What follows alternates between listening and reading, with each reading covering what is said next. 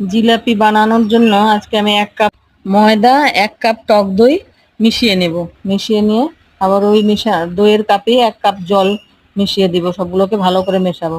মেশানোর পরে আরো 1 কাপ ময়দা, আমি টোটাল 2 কাপ ময়দা আর 1 কাপ দই দিয়ে 1 কাপ জল দিয়ে এইভাবে একটা ব্যাটার বানিয়ে নিয়েছি। এবার সাইডে আমি 2 কাপ চিনি আর 1 কাপ জল দিয়ে একটা শিরা তৈরি করে নিব। থেতো করা এলাচ কয়েকটা দিয়ে দিলাম।